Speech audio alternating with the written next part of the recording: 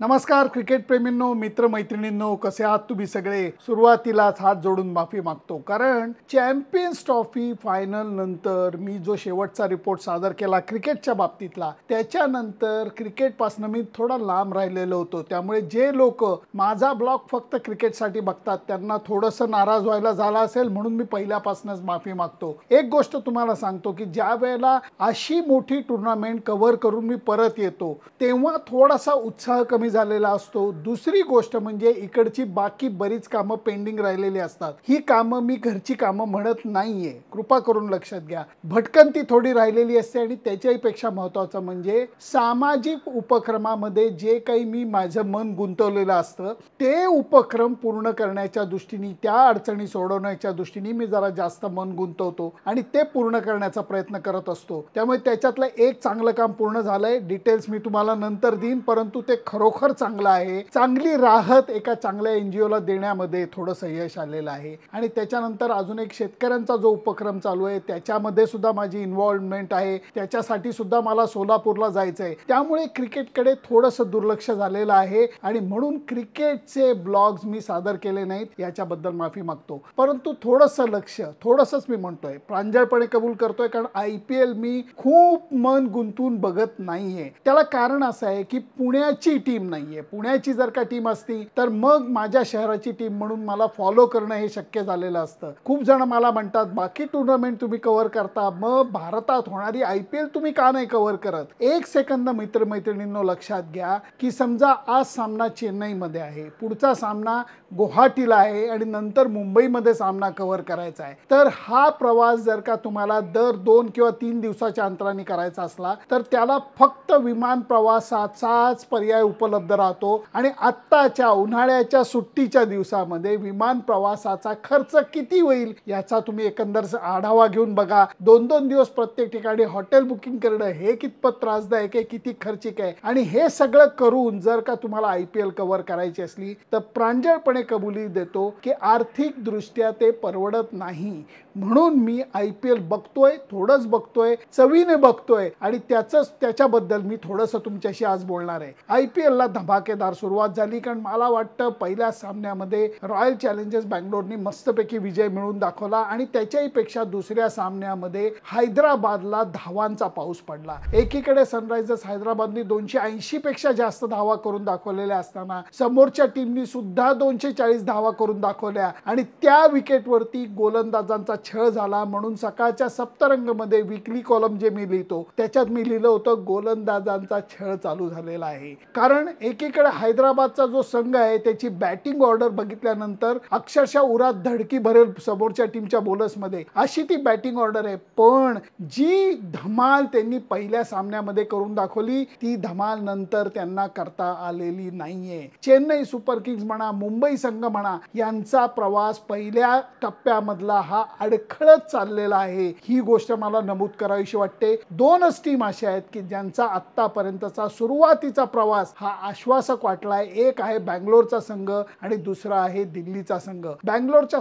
संघामधल्या ज्या त्रुटी होत्या त्या त्रुटी थोड्याशा दूर झालेल्या आहेत आणि दिल्ली संघाने खरोखर कमाल करून दाखवलेली आहे अक्षर पटेलच्या नेतृत्वाखाली. याच्यामध्ये काही गोष्टी आवडल्या, काही गोष्टी खूप खटकल्या. खटकलेल्या गोष्टी नंतर बोलतो, आवडलेल्या गोष्टी सांगतो की आजकालचे बॅट्समन ज्या सहजतेने मोठे फटके मारतात ते बघून मला अक्षरशः दिग्मूढ व्हायला होतं की अरे बापरे, किती सहजी मोठे फटके मारतात, दडपणच घेत नाहीत. बॉलर्सच्या बाबतीत बोलायचं झालं तर नवीन नवीन क्लुप्त्या ते दाखवत आहेत. स्लो बाउन्सरचा प्रकार हा खूप सुंदर पद्धतीने डेव्हलप झालेला आहे. कारण स्लो बाउन्सर ही अशी गोष्ट आहे की जर का बॉलला टाकायचा वेग कमी केला तर मोठा फटका मारत असताना बॅट्समनला थोडासा त्रास होतोय. याच्याबरोबर आपण बघतोय की फिंगर स्पिनर पेक्षा रिस्ट स्पिनर्सना मदत होती आहे. याच्यामध्ये एक लक्षात घ्या, पाकिस्तानचा एकही खेळाडू नाहीये, बांगलादेशचा एकही खेळाडू नाहीये. पाकिस्तानच्या खेळाडूंना तर म्हणजे मला वाटतं आत्ताच्या घडीला असं आहे की त्यांना दूर ठेवले अशी सुद्धा गोष्ट नाहीये. बांगलादेश आणि पाकिस्तानच्या संघामध्ये एकही खेळाडू असा नाहीये की ज्याच्यावरती अगदी जीव लावावा आणि कसंही करून त्याला संघात घ्यावं. याच्या उलट अफगाणिस्तानचे किती खेळाडू IPL मध्ये खेळतात. चेन्नईकडनं खेळणारा नूर सारखा खेळाडू बघा, आहा धमाल करतोय तो. हे बघत असताना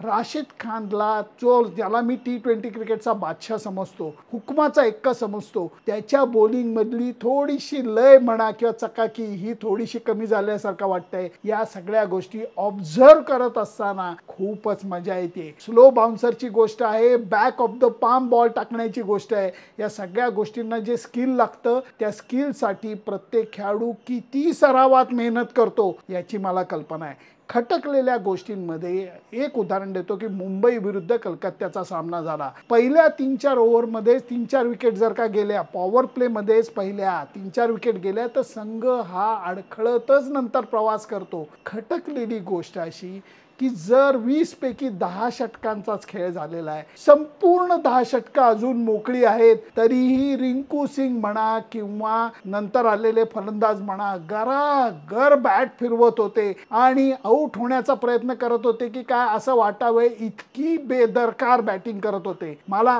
100% खात्री आहे KKRचा जो कोच आहे चंद्रकांत पंडितला या गोष्टी अजिबात आवडलेल्या नसतात, कारण सदसद विवेक बुद्धीच त्यांची जागेवर नव्हती की काय असं मला वाटतं. वेळ आली की जर तुम्हाला 10 ओव्हर आहेत, पहिले तुमचे बॅट्समन आउट झालेले आहेत, तर संपूर्ण षटकं खेळण्याची तरी प्रगल्भता नंतरच्या खेळाडूंनी दाखवायला पाहिजे होती. जी गोष्ट अत्यंत खटकलेली आहे मला, कारण आत्ताच्या IPL मध्ये बॅट्समन जे आहेत ते प्रत्येक बॉलला फक्त बाउंड्री किंवा सिक्सरच मारायला बघतायत. पुण्याच्या खेळाडूंबद्दल जर का महाराष्ट्राच्या खेळाडूंबद्दल बोलायचं झालं तर ऋतुराज गायकवाडनी सुरुवातीच्या सामन्यांमध्ये चमक दाखवली, नंतर तो काही सामन्यांमध्ये आउट झाला आणि परत तो थोडी चमक दाखवतोय. याच्या उलट राहुल त्रिपाठी, जो नुसताच महाराष्ट्राचा नाही तर माझ्या क्लबचा खेळाडू आहे, पण तो सुद्धा ज्या पद्धतीने बॅटिंग करायचा प्रयत्न करतोय त्याच्यामध्ये इतकी सहज बॅटिंग करण्याची क्षमता आहे, परंतु प्रत्येक बॉलला स्टंपपासून सरकून किंवा चित्रविचित्र शॉट मारून आपण काहीतरी कमाल करून दाखवायचा प्रयत्न तो काय करतोय हे मला कळलेलं नाही.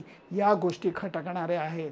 त्याचबरोबर जरी डाव्या बाजूला हा धोनीचा शर्ट तुम्हाला डोकावून बघताना दिसत असला तरी धोनी विकेट किपिंग ब्रिलियंट करतोय, ब्रिलियंट. त्यांनी केलेल्या स्टंपिंग मधलं चापल्य जे होतं, कारण त्यांनी मला एकदा तुम्हाला जुनी गोष्ट सांगतो, मी साऊथ आफ्रिकेच्या टूरवरती होतो आणि धोनीने त्यावेळेला विकेट किपिंगचा काहीतरी एक विक्रम केला. मला विक्रम आणि आकडे तेवढे लक्षात राहत नाहीत, तुम्हाला माहिती आहे. तो विक्रम झाल्यानंतर मला त्याला पकडायचं होतं आणि विचारायचं होतं की अरे बाबा विकेट कीपर म्हणून या गोष्टी कशा साध्य केल्या. त्यावेळेला भेटल्यानंतर रिलक्टंटली तो म्हणाला, लेले सर इतनी साल से खेल रहा हूँ, थोड़े से तो रेकॉर्ड्स तो होंगे ना. म्हटलं माही वो बात नहीं है, तूने क्या किया कैसे किया ये बता. त्यावेळेला त्यांनी मला उलटा प्रश्न विचारला होता. अगोदर ही गोष्ट मी तुम्हाला एकदा सांगितली आहे की त्यांनी मला प्रश्न विचारला, उसेन बोल्ट काय करायचा प्रयत्न करतो. मी म्हटलं काही नाही, सेकंद कापायचा प्रयत्न करतो. तो म्हटला एक्झॅक्टली मी विकेट कीपर म्हणून तेच करायचा प्रयत्न करतो. म्हणजे काय तर पूर्वीचे विकेट कीपर बॉल पहिल्यांदा रिसीव्ह करायचे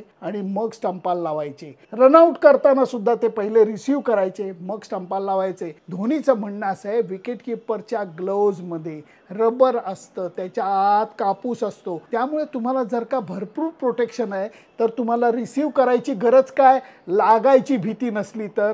म्हणून हा पट्ट्या स्टंपाच्या जवळच आपले हात ठेवतो आणि क्षणार्धात म्हणण्यापेक्षा डोळ्याची पापणी लवायच्या आत स्टंपिंग किंवा रनआउट करतो. कित्येक वेळेला तो नुसता डिफ्लेक्ट करतो बॉल रनआउट करत असताना, म्हणजेच तो सेकंद कापतो आणि त्याचा परिणाम हा स्टंपिंग किंवा रनआउटमध्ये झालेला दिसतो. म्हणून विकेट कीपर धोनी अजूनही तेवढाच बहारदार आहे. बॅट्समन धोनी मात्र गडबड करतोय. त्याचं कारण आता लक्षात आलेलं आहे की धोनीचं वय 43 आहे. ते झालेलं असल्यामुळे तो काही तरणा बाण नाही आहे, त्यामुळे त्याला खेळत असताना बॅटिंग करत असताना रेस्ट्रिक्शन आहेत. हे सुद्धा चेन्नईच्या कोचेसनी आता कबूल केलंय. त्यामुळे धोनी 7, 8 किंवा 9 नंबरवरती बॅटिंगला येतो. ही गोष्ट मला पटत नाही. या काही गोष्टी IPL बघत असताना मला त्रास देतात, म्हणून मी IPL खूप मन लावून गुंतून बघत नाही. थोडंसं लक्ष ठेवतो, थोडेसे सामने बघतो, रिझल्ट्सकडे लक्ष देतो, कुणी काय केलंय हे हायलाइट्समध्ये बघतो आणि तेवढ्यातच समाधान मागतो. तुम्ही बघताय का हो IPL पूर्ण वेळ? कुठल्या संघाचा पारडं तुम्हाला जड वाटतंय असं मला लोक विचारतात. अहो म्हटलं IPL इतका लांब लचक प्रवास आहे,